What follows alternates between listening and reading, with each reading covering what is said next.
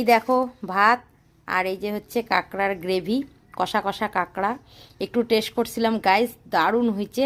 এখন এটা দিয়ে ভাত খাবো। আর এটা হচ্ছে আমার, এটা হচ্ছে দুষ্টুর। কিরে হয়েছে যে ভাত বাড়ছি?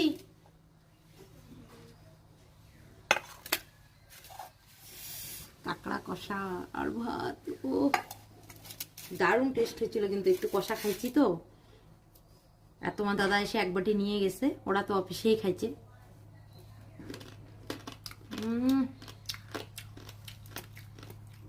Heavy taste, heavy.